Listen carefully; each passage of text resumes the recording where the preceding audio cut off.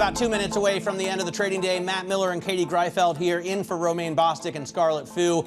And here to help us take you through the closing bell, a global simulcast. We're joined now by Massar and Tim Stenovec, bringing together our Bloomberg Television, radio, and YouTube audiences worldwide to parse through the most crucial moments of the trading day. Carol? Doesn't anybody know it's ice cream day here at Bloomberg? We like Fridays to be mellow and quiet. And I know we had a jobs report, but usually it starts to mellow out after the report. And that has not been that case at all. And I feel like get ready for another week, because even though the trade deadline was today, we're going to still get, there's more terms to be worked out. There's delays, extensions. Uncertainty still exists for investors, and we certainly saw that play out today. Yeah, trade's certainly part of the story. A big part of the story today, too, are the president's continued attacks on the Federal Reserve, now extending those attacks to the Bureau of Labor Statistics after getting data that he didn't necessarily like, calling those numbers rigged earlier. We've been talking about that throughout the program. I should note we spent a lot of time talking about what's going on with treasuries today and what's also happening with stocks. Don't forget about the crypto market. A sea of red there. Bitcoin down another 2%. Yeah. I don't know. I feel like the bond market is a little bit more urgent today, Tim. Really, it's still $113,000 for a Bitcoin. Yeah, Matt, you should go find those that key for your Bitcoin so you can do something with it. But 27 basis points on the 2-year Treasury yield. When was the last time we saw that? August? Unbelievable. The move. Yeah, it's been at least a year. All right, 15 seconds to go until the closing bell right now, and we are looking at drops that we haven't seen since May, or actually a little bit of a recovery into the bell here. We were down at one point when we kicked off this program at 3 o'clock, 1.7% on the S&P 500. Nope, we're still down about 1.6%, so almost that. 62.37. Yesterday we were above 6,400. The Dow Jones Industrial Average. I'm looking for Dow 50,000, and right now we're trading down to 43,588. The Nasdaq, the biggest loser of the bunch, off 2.25%. Yeah, quite a narrative reset, right? And you've got traders now adding to bets on Fed interest rate cuts in September. Who'd have thunk? S&P 500, though, guys, most names in the index lower today. 358 to the downside, Katie, 145 to the upside. Yeah, let's take a look at the sector breakdown here. A lot of red to talk about. You have big tech is the biggest decliner on a points basis when you take a look at sectors. Consumer discretionary also taking a big hit as well. If you are looking for a bright spot, there's a little bit of green there in healthcare. A lot of that coming from Eli Lilly. There's a plan that U.S. health officials are considering to expand Medicare weight loss coverage to GLP-1s. So you can thank Eli Lilly for that little bit of green on the circle, Carol. That's mostly a tomato that is largely ripe. I'm just going to say that. Let's get to some of the individual gainers. And there are some big ones, which reminds us that even in a market where there's volatility or it's down on the day, that there can be some outperformance. Always happens. So I'm going to go to what is the top gainer in the S&P 500. Ticker is MPWR. We're talking about Monolithic Power Systems. This stock soaring in today's session, up about 10.5% here at the close. It's a semi-device company, $37 billion market cap. It did come out with its second quarter results, and they did beat expectations. They also gave an outlook that was above the analyst consensus. It's a stock that's been outperforming this year. It's up more than 30%. First Solar. Who'd have thunk? This one, too, is the third best performer in the S&P 500, up as much as 8.5% earlier in the session, finishing the day with a gain of about 5.3%. The renewable energy company boosting its net sales forecast for the full year. We got these numbers after the close last night. TD Cowen raising its price target to $220 from $200. Stock closing just below $184 a share. The CEO coming out and on the earnings call said First Solar is in a greater position of strength after the passage of President Trump's tax and spending law than it was following Joe Biden's landmark 2022 climate law.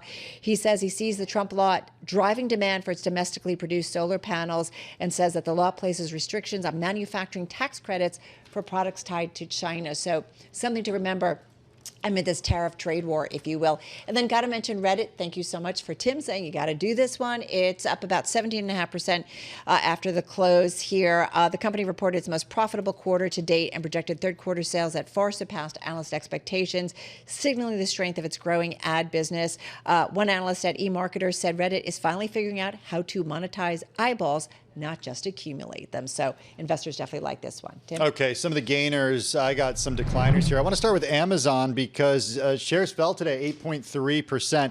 The company shed over $200 billion in market cap just today. Amazon projected weaker than expected operating income and trailed the sales growth of some of the cloud rivals that we've already heard from. Andy Jassy, the company's CEO, remember, he was in charge of AWS until a few years ago. He said it was, quote, very early days in AI, and that the company's efforts to lower the cost of running AI apps would draw more customers over time. We spoke to Laura Martin over at Needham a little earlier in our program. She said it was very strong revenue growth, very strong EPS and margins, but that tepid guidance really got investors. Also, some concern about the next shoe to drop when it comes to tariffs.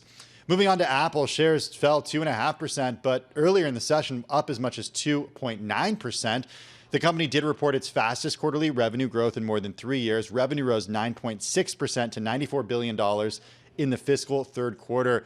The number of iPhones and or I should say the amount of money brought in from iPhones just blew past expectations, more than $4 billion to the upside there. Still, shares fell 2.5% today.